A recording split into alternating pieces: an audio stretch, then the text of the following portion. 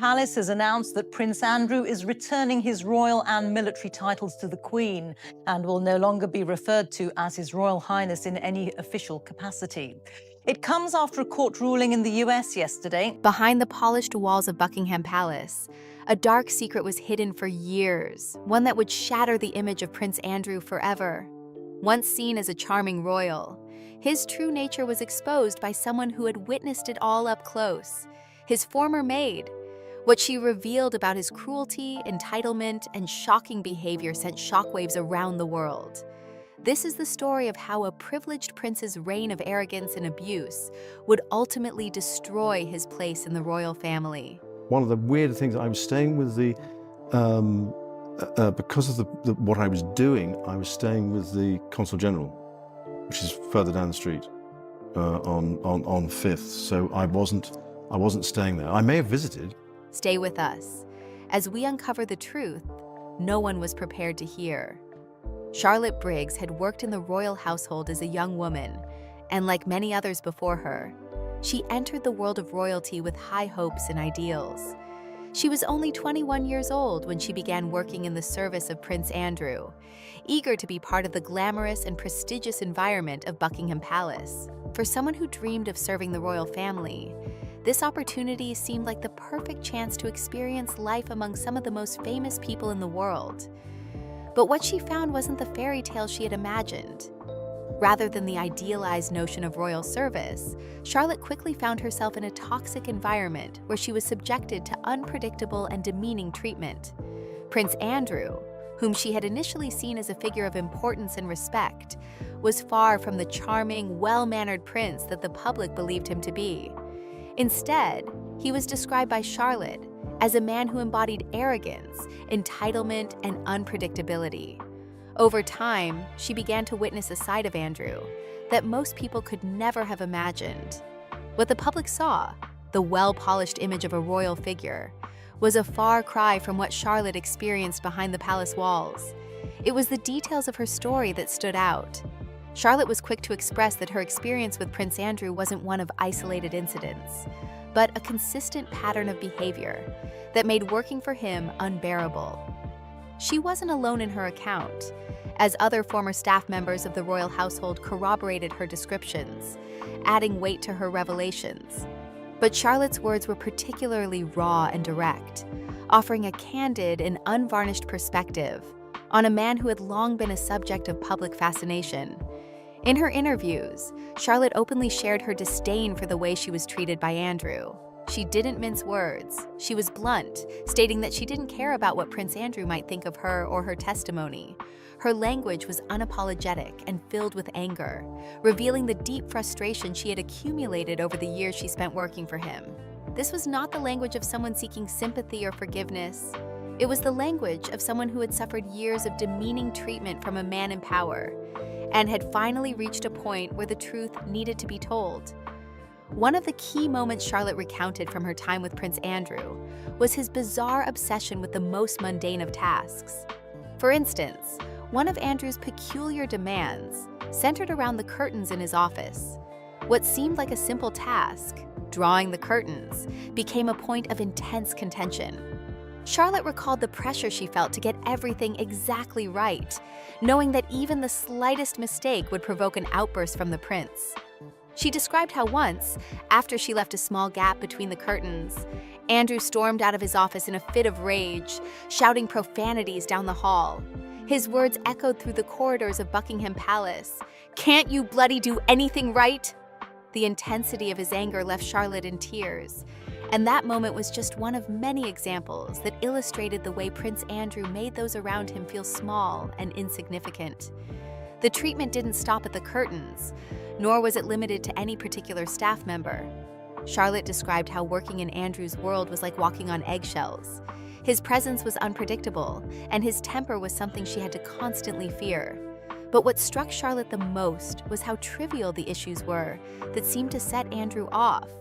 The smallest mistake, whether it was with the curtains or some other menial task, could lead to an explosive reaction. The frustration of trying to avoid his anger became a daily struggle. Another significant detail from Charlotte's account involved Prince Andrew's obsession with a collection of stuffed animals.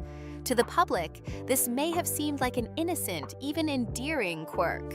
But for the staff tasked with maintaining his collection, it was anything but. Andrew kept a large number of stuffed animals, including 72 teddy bears, a stuffed hippo, and a black panther, and insisted that they be arranged with military precision. Charlotte described how she and other staff were required to follow laminated instruction sheets to arrange each toy in exactly the right position. The thought of deviating from these strict instructions was enough to set off one of Andrew's infamous tantrums. This was not a mere matter of Andrew wanting a tidy room. It was a meticulous and demanding routine that became a nightmare for the staff. Charlotte recounted how she spent an entire day being trained to arrange these stuffed animals, ensuring that each one was placed precisely where Andrew wanted it. A mistake could result in his anger, and the fear of making that mistake became overwhelming. It wasn't just about the bears or the toys, but about the power dynamic that Andrew maintained within his household. His demands seemed absurd, but they were part of a much larger pattern that was designed to control and demean those around him. But the strangest aspect of this obsession wasn't just the bears themselves. It was how this ritual reflected Andrew's need for control. His bedroom, as Charlotte described it, was like a shrine to his fragility. Everything in his room had to be perfectly aligned. The royal crest embroidered on his pillows, the placement of his pajamas, and even the act of removing and replacing his stuffed animals each night were part of a routine that he expected to be carried out without fail. To anyone on the outside, this might have seemed like a strange indulgence, but to those who worked for him, it was a daily reminder of his demands for absolute perfection.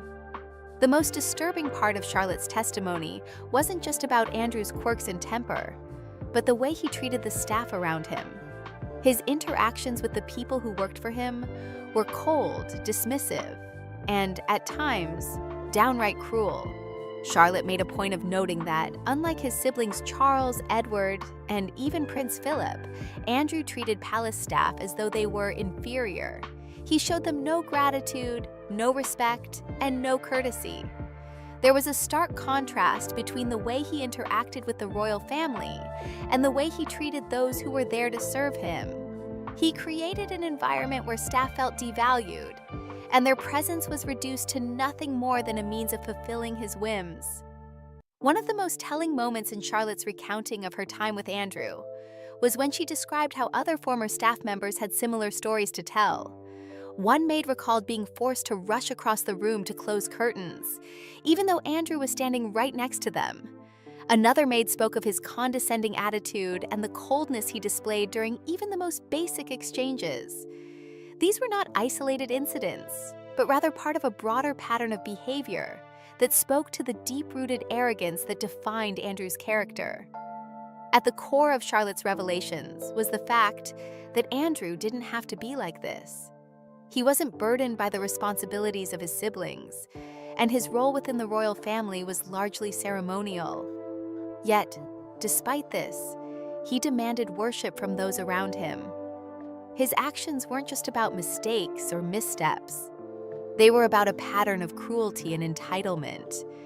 Andrew, as Charlotte and others revealed, wasn't a man with occasional temper issues. He was someone who took pleasure in humiliating others and creating an environment where the staff were constantly on edge. The insight Charlotte Briggs provided into the inner workings of Prince Andrew's world was groundbreaking. It was a portrait of a man who had long been shielded by the royal family's power and influence. But as Charlotte and others came forward, the mask began to slip, revealing a man who had for years taken advantage of his position. The public's image of the Duke of York as a charming, well-mannered royal was shattered. In its place was a far darker picture, that of a man who thrived on the suffering of others and felt entitled to treat them however he pleased. For those who worked in the royal household, Charlotte Briggs's testimony was a moment of reckoning.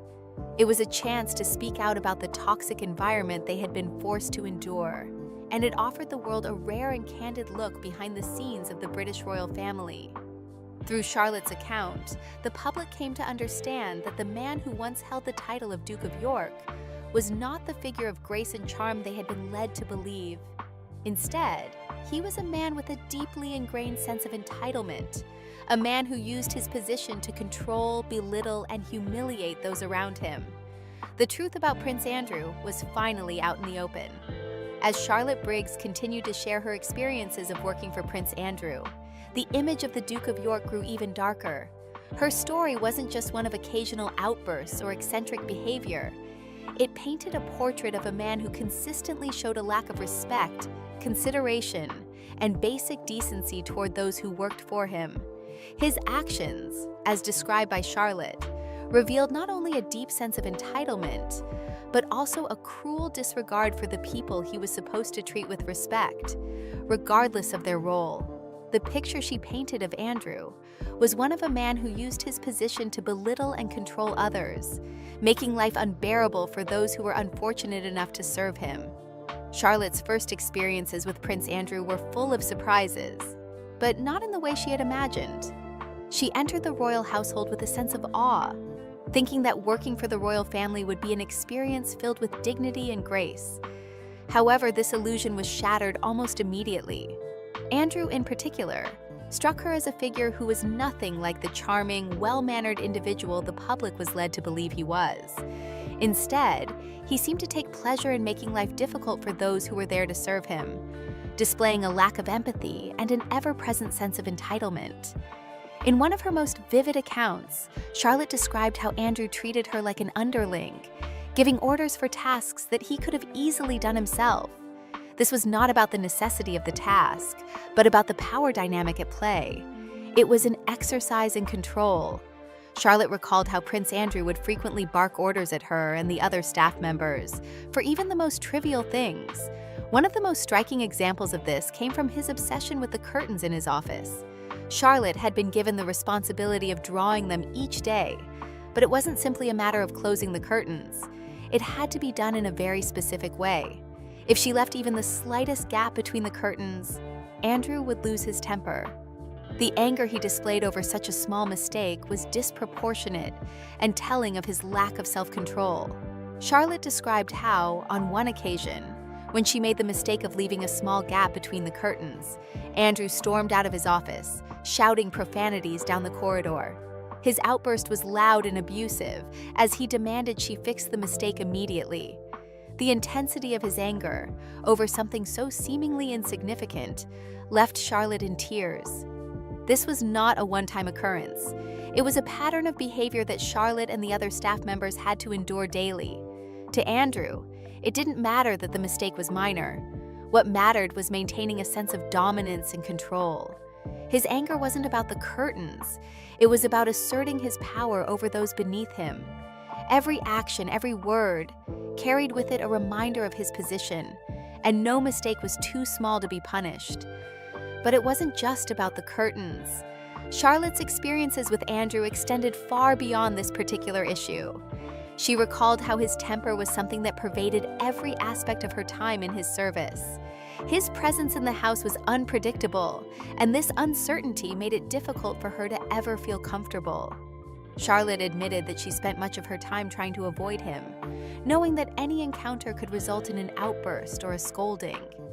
The fear of making a mistake, of being the target of his ire, was ever present. And yet, it wasn't only the volatility of Andrew's temper that made working for him so difficult. It was also the bizarre and obsessive demands that seemed to arise for no reason at all. One of the most memorable and absurd examples of these demands came from Andrew's collection of stuffed animals. His attachment to these toys seemed harmless at first, but for the staff who had to maintain them, it became a constant source of anxiety. Prince Andrew kept an extensive collection of teddy bears, as well as other stuffed animals like a hippo and a black panther. The toys were displayed around his bedroom, and their arrangement was not left to chance. In fact, it was an exercise in meticulous order. Andrew insisted that the bears be arranged with military precision, and detailed instructions were provided to the staff on how they were to be positioned. Each bear had a specific place, and the arrangement had to be followed exactly. The slightest mistake, moving a bear out of position or changing the order, could provoke a tantrum. Charlotte described how, on her first day, she was instructed on how to arrange the stuffed animals. This wasn't a quick lesson. It took the better part of the day to go over the precise placement of each toy. It wasn't just a matter of ensuring that the toys were arranged in the right order.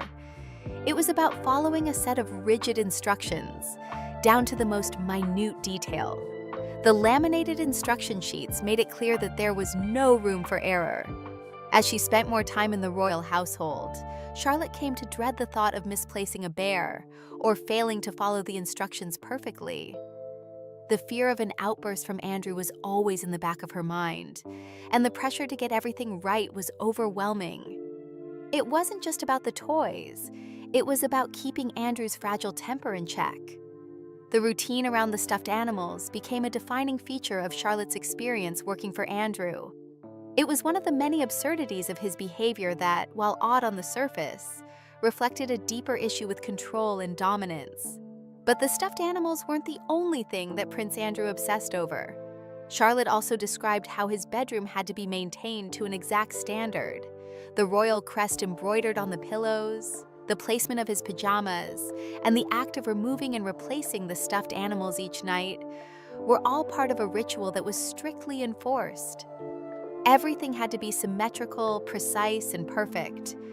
For Charlotte and the other staff, it was a daily reminder of how fragile Andrew's sense of control was, and how for him, nothing could be left to chance. The press, in time, caught wind of some of these strange demands, and they capitalized on the absurdity of the situation. The image of a grown man obsessed with teddy bears seemed to paint a picture of someone trapped in Arrested Development. However, for Charlotte, this wasn't a funny quirk. It was a sign of deeper issues. She described her daily routine as one of walking on eggshells, constantly worried that any mistake would trigger one of Andrew's infamous outbursts. The press might have found amusement in his behavior, but for those who worked in the palace, it was a source of daily stress and fear. But the most disturbing aspect of Andrew's behavior wasn't just his eccentricities or his tantrums. It was his treatment of those who worked for him. Charlotte described Andrew as someone who showed no respect or gratitude toward the staff. Unlike his siblings, Charles, Edward, and even Prince Philip, who were noted for their respectfulness and courtesy toward their employees, Andrew treated his staff as though they were inferior to him. He had no regard for their dignity, and his interactions with them were often cold, dismissive, and demeaning. The staff were expected to be subservient to his every whim, but there was no appreciation for their work. Charlotte's experiences were not unique. Other former staff members corroborated her story, describing similar treatment. One maid recalled how Andrew had her rush across the room to close the curtains when he was standing right next to them, as if to remind her of her place. Another former employee described how Andrew's coldness and condescension were apparent in even the simplest of interactions. The pattern of behavior was clear. Andrew was a man who felt entitled to demand service from others, but he did not believe in offering respect or kindness in return. The most upsetting part of Charlotte's testimony wasn't just that Prince Andrew had these bizarre habits or that he was quick to anger. It was the fact that he treated his staff with such blatant disregard for their humanity. He didn't see them as people doing a job. He saw them as tools to fulfill his needs, no different than the objects in his room that he arranged with such precision. His sense of entitlement, his need for control, and his inability to show any gratitude made life for those around him unbearable. And this was the environment Charlotte and others had to navigate every day, constantly walking on eggshells, afraid that any mistake, no matter how minor, would result in another outburst. For Charlotte, speaking out was a way of reclaiming her voice after years of silence. Her testimony wasn't just about exposing the behavior of one man. It was about shedding light on the toxic power dynamics that defined Prince Andrew's interactions with those beneath him. What she revealed was a pattern of abuse, of control, and of a man who felt above the basic decency that should be extended to all people. The public might have seen Andrew as the Duke of York, a royal figure deserving of respect and admiration. But for Charlotte and the others who worked for him, he was a tyrant who demanded worship without ever offering kindness in return. Prince Andrew's behavior, as revealed by Charlotte Briggs, was not merely a series of isolated incidents, but rather a long-standing pattern that started at an early age and only intensified as he grew older. From the moment he entered the royal household, it was clear that Andrew was no ordinary child. His sense of entitlement, his need for control, and his lack of empathy were evident from his early interactions with both his family and the staff. These traits, which would later manifest in even more troubling ways, were the hallmark of his personality, and they shaped not only his relationships within the palace, but also his reputation in public life. As a child, Andrew was already showing signs of the behavior that would define him as an adult. While his siblings, Charles, Anne, and Edward, each had their own distinct personalities, Andrew stood out in a negative way. Charles was quiet and introspective, Anne was strong-willed and capable, and Edward, while young, demonstrated an ability to relate to others with warmth and respect. But Andrew's behavior was different. From the outset, he seemed to revel in cruelty, especially when it came to gaining attention. His early years were marked by a series of incidents where he sought to dominate those around him, often at the expense of those who couldn't fight back. One of the earliest examples of Andrew's cruel behavior was his treatment of the Queen's guards. As a young boy, Andrew took pleasure in taunting and mocking these stoic figures, who were supposed to stand at attention without reacting to anything. But Andrew wasn't content with simply passing by. He would actively try to break their composure by pulling faces or making rude gestures. When the guards didn't respond to his antics, Andrew grew angry and escalated the situation, trying to provoke a reaction from them. This wasn't just childish mischief. It was a display of a boy who believed that the rules didn't apply to him. He saw himself as above the expectations placed on others, and he delighted in the power he had to manipulate those around him. It wasn't just the palace staff who suffered from Andrew's temper and sense of superiority. Animals, too, were victims of his spoiled behavior. As a child, Andrew seemed to take pleasure in tormenting the family's pets.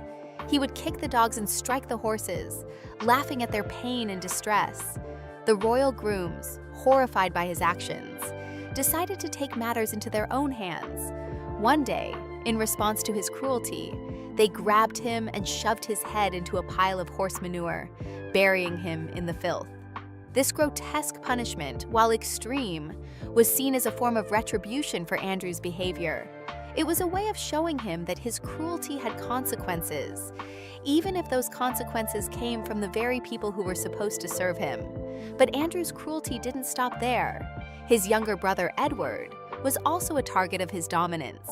While many siblings have moments of rivalry or teasing, Andrew's behavior toward Edward went far beyond typical sibling rivalry. He would openly bully his younger brother, snatching food away from him, shoving him, and leaving him bruised. This wasn't innocent play. It was a clear effort to establish his superiority over Edward. Andrew took pleasure in his power over others, and he made sure that everyone, even his family, knew that he was in control. His bullying wasn't limited to Edward either. Andrew seemed to delight in making others feel small, whether they were his siblings or the servants who worked for the family. At school, Andrew's behavior was just as troubling. He earned the nickname Baby Grumpling for his frequent tantrums and mean-spirited laughter at others' expense. His classmates saw him as a bully, someone who sought to belittle others for his own amusement. He didn't have the charm or grace that might have been expected of a royal child. Instead, he became known for his arrogance, his need to be the center of attention, and his willingness to mock those around him. His reputation followed him throughout his schooling, and he became a figure of disdain among both his peers and the staff at the school. Even as he grew older, Andrew's behavior did not improve. If anything, it became more extreme. Stories circulated about his mistreatment of female staff members, particularly at palace events. One of the more disturbing accounts was of Andrew yanking on the zippers of women's dresses, making crude comments as he did so. His behavior was described as that of a bully, someone who sought to assert his dominance in every interaction. He would shove women's faces into food and make degrading remarks, treating them as though they were nothing more than objects for his amusement. This was not the behavior of a royal figure. It was the behavior of someone who believed that his position gave him the right to humiliate others without consequence. On camping trips, Andrew's actions were just as troubling. He would sabotage the shelters of his fellow campers, tearing down fly sheets and throwing them into rivers. While this may have seemed like a harmless prank to him, it was a deliberate act of cruelty that left his companions soaked and miserable. To Andrew, it was just a joke. To those who had to endure it, it was a humiliating experience that served to reinforce his sense of superiority. He didn't care about the feelings of others or the discomfort he caused. What mattered to him was asserting his control over those around him. This pattern of behavior, where Andrew would engage in bullying, taunting, and humiliating others, became a defining feature of his life. Even as a young man, he showed no signs of growing out of these traits. He remained spoiled, arrogant, and dismissive of those who were supposed to serve him. His attitude towards the staff was particularly telling. Unlike his siblings, who showed at least some level of respect for the people who worked for them, Andrew treated his staff as though they were beneath him. He barked orders, used profanity, and showed no gratitude for the work that was being done. His behavior was so intolerable that many of the staff dreaded interacting with him. By the time Andrew reached adulthood, his reputation within the palace was already established. He was not seen as a charming and capable royal figure, like his brother Charles, nor was he respected for his abilities, like his sister Anne. Instead, Andrew was seen as a spoiled, entitled man who felt entitled to special treatment. His arrogance and lack of self-awareness set him apart from the rest of the royal family, and his behavior was a source of frustration for those who had to work with him. One of the most telling aspects of Andrew's behavior was his sense of entitlement. He felt that he deserved special treatment simply because of his royal status. He didn't see the staff as people to be treated with respect. Instead, he saw them as tools to serve his needs. He expected them to cater to his every whim, no matter how trivial or unreasonable.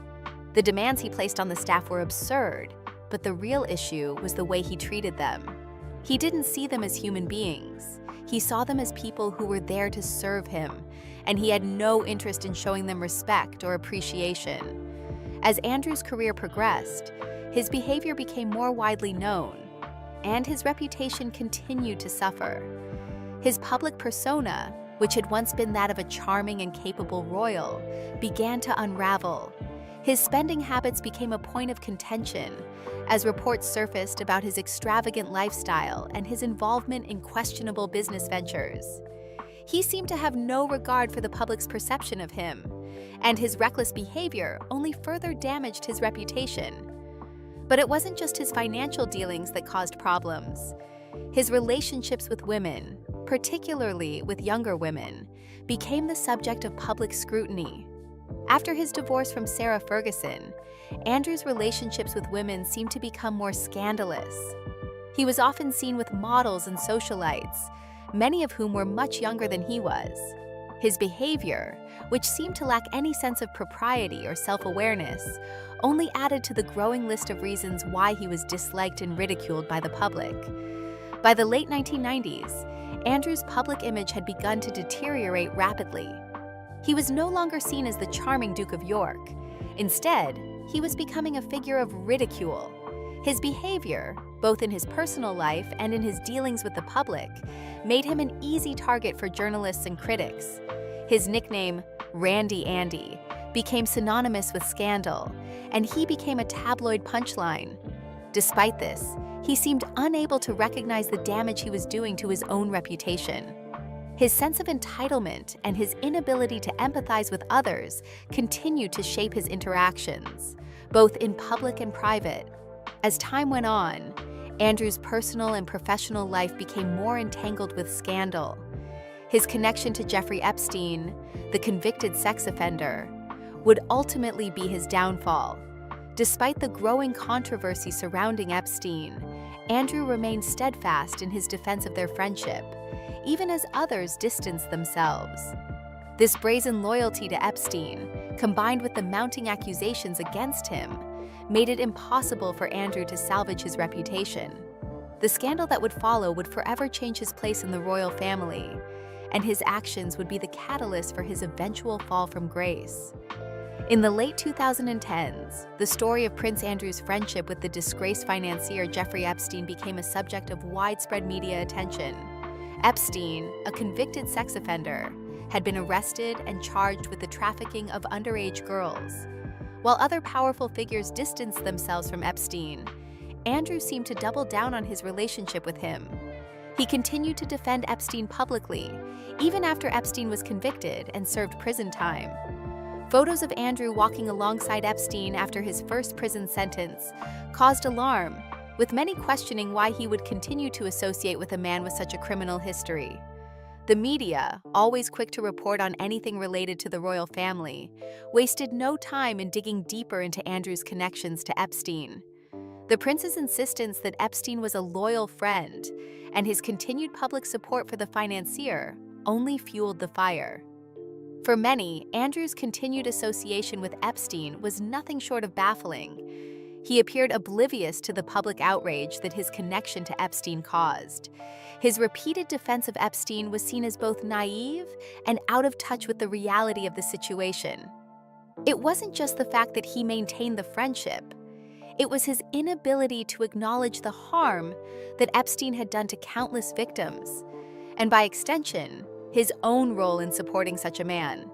In 2015, the situation escalated further when Virginia Giuffre, one of Epstein's alleged victims, came forward with serious accusations.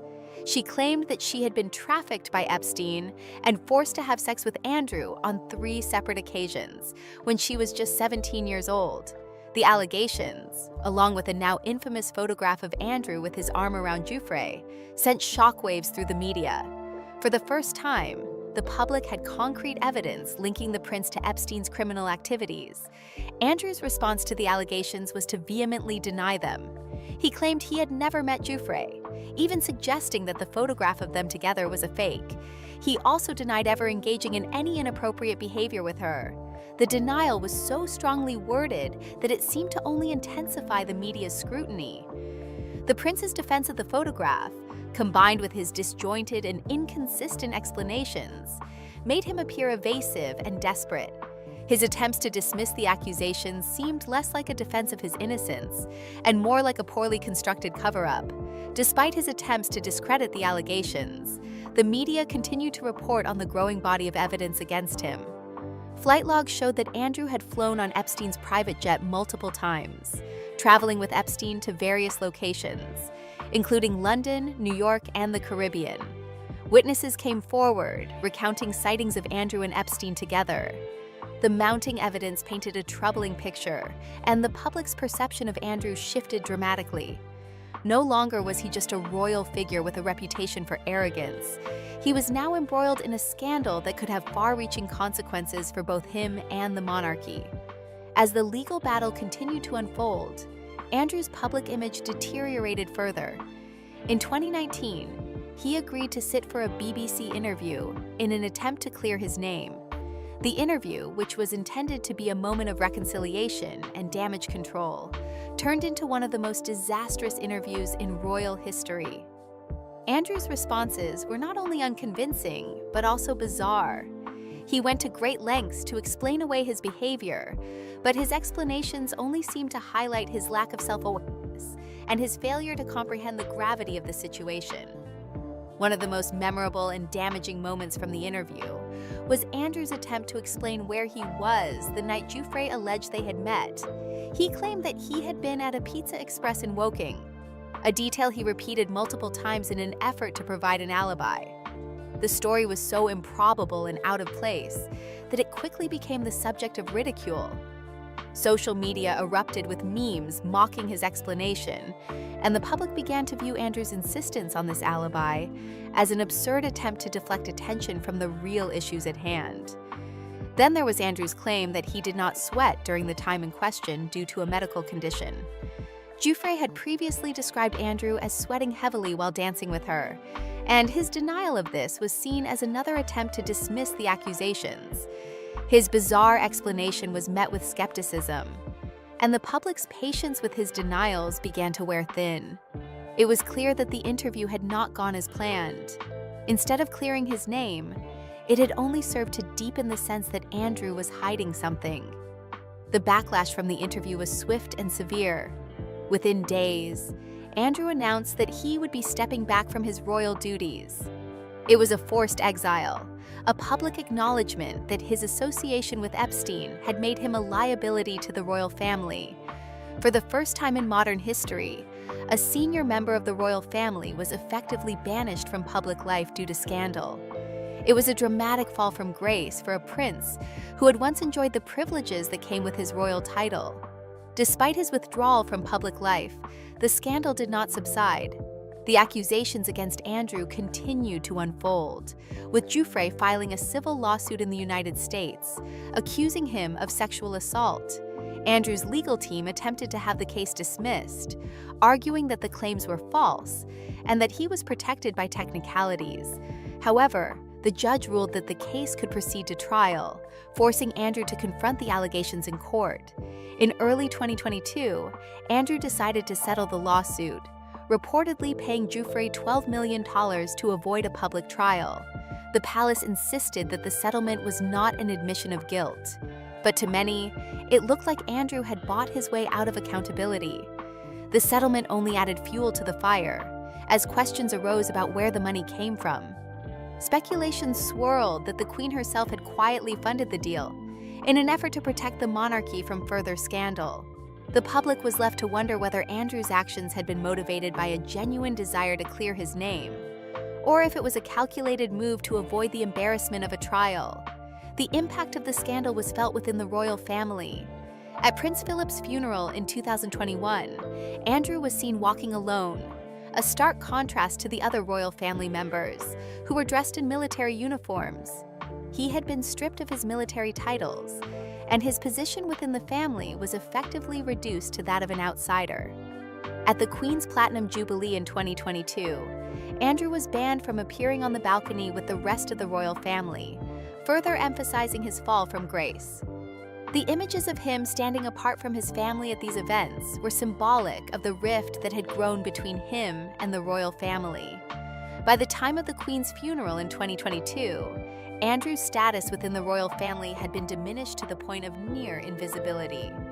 He was stripped of his military uniform and relegated to the background as his siblings took center stage.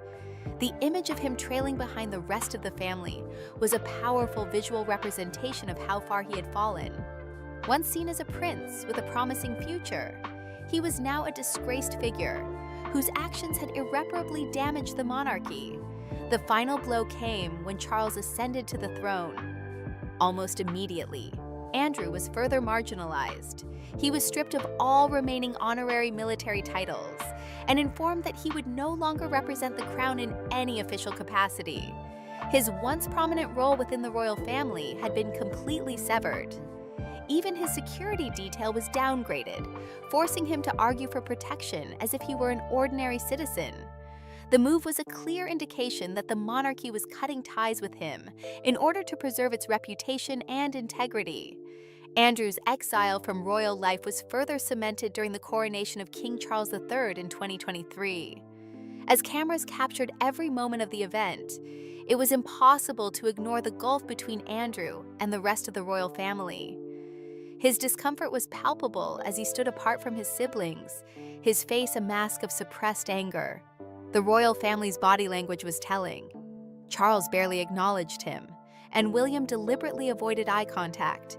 Even Harry, despite his own controversies, seemed to be more accepted than Andrew. This public isolation was not just symbolic, it marked the end of Andrew's role within the monarchy. The family's treatment of him made it clear that his actions had consequences, not only for him but for the monarchy as a whole. Andrew had become a liability, and the royal family had taken the necessary steps to remove him from the public eye. His behavior had tarnished the family's image, and the consequences were irreversible. Yet, Even as Andrew was pushed to the fringes of royal life, his legacy continued to haunt him. More former staff members came forward with stories of his entitled behavior, describing him as a man consumed by his own sense of importance. He was known for leaving piles of laundry in his rooms, barking orders at staff with no regard for their dignity. His obsession with detail, from the temperature of his baths to the pressing of his shoelaces, further revealed the extent of his detachment from reality. These stories, though trivial in some respects, painted a disturbing picture of a man who saw those around him as nothing more than tools to fulfill his needs.